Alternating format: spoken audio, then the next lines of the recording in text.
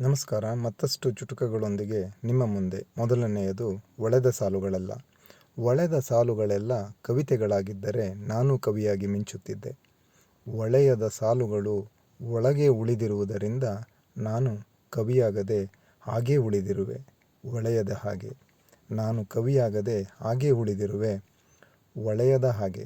ಇದು ಮೊದಲನೆಯ ಒಂದು ಚುಟುಕ. ನಿಮ್ಮ ಸಮಯಕ್ಕಾಗಿ ಕೃತಜ್ಞತೆಗಳು. ಈಗ ಮುಂದಿನ ಒಂದು ಚುಟುಕ. ಶೀರ್ಷಿಕೆ ಮರೆಯಾಗಿ ಬಿಟ್ಟಿತು. ಕಳೆದ ಕ್ಷಣದಲ್ಲಿ ಒಳೆದ ಕವಿತೆಯೊಂದು ಸೆಳೆದಿಡಬೇಕು ಎನ್ನುವಷ್ಟರಲ್ಲಿ ಸುಳಿವು ನೀಡದೆಯೇ ಮಿಂಚಿ ಮರೆಯಾಗಿ ಬಿಟ್ಟಿತು. ಮೂರನೆಯದು ಪ್ರೀತಿ ಎನ್ನಬಹುದೇ ಇದನ್ನು. ದುಂಬಿಗೆ ಹೂವು ಬೇಕು, ಹೂವಿಗೆ ದುಂಬಿ ಬೇಕು. ಪರಾಗ ಸ್ಪರ್ಶಿಸಿದ್ದಕ್ಕಾಗಿ ಜೇನ್ನೊಣಕ್ಕೆ ಪರಾಗ ಮಕರಂದ. ಹೂವಿಗೆ ಕಾಯಾಗಿ ಬೀಜವಾಗಲು ಅವಕಾಶ. ಜೇನ್ನೊಣ ಹೂವಿನದು ಪರಸ್ಪರ ಅವಲಂಬನೆ. ಪ್ರೀತಿ ಎನ್ನಬಹುದೇ ಇದನ್ನು.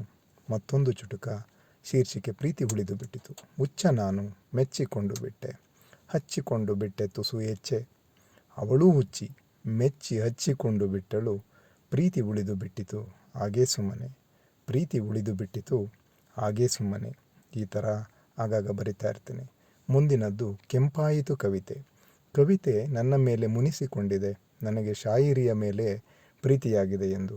ಚಿಂತಿಸದಿರು ಕವಿತೆಯೇ, ನೀನೇ ನನ್ನ ಸತಿ ಎಂದೆ. ಕೆಂಪಾಯಿತು ಕವಿತೆ, ನಾಚಿ ನೀರಾಗಿ ನೀವೇ ನನ್ನ ಪತಿ ಎಂದಿತು. ನಾಚಿ ನೀರಾಗಿ ನೀವೇ ನನ್ನ ಪತಿ ಎಂದಿತು. ಮತ್ತೊಂದು ಚುಟುಕ. ಶೀರ್ಷಿಕೆ ಅವಳಿಗೆ. ಓ ದೇವರೇ, ಅವಳಿಗೆ ನನ್ನ ಪ್ರೀತಿ ನನ್ನ ಮಾತು ತಿಳಿಯುವುದೇ ಇಲ್ಲ. ಅವಳಿಗೆ ಬೇರೊಂದು ಹೃದಯವನ್ನು ಕೊಟ್ಟು ಬಿಡು, ಅಥವಾ ನನಗೆ ಬೇರೊಂದು ಭಾಷೆಯನ್ನು. ನಾನೆಷ್ಟು ಪ್ರೀತಿಸುವೆನೆಂದು ತಿಳಿಯುವ ಹಾಗೆ ತಿಳಿ ಹೇಳುವೆನು ಅವಳಿಗೆ. ನಾನೆಷ್ಟು ಪ್ರೀತಿಸುವೆನೆಂದು ತಿಳಿ ಹೇಳುವೆ ಅವಳಿಗೆ ತಿಳಿಯುವ ಹಾಗೆ. ಸೊ ನಿಮ್ಮ ಅಮೂಲ್ಯ ಸಮಯಕ್ಕಾಗಿ ಧನ್ಯವಾದಗಳು. ನಮಸ್ಕಾರ. ಮತ್ತೆ ಸಿಗೋಣ.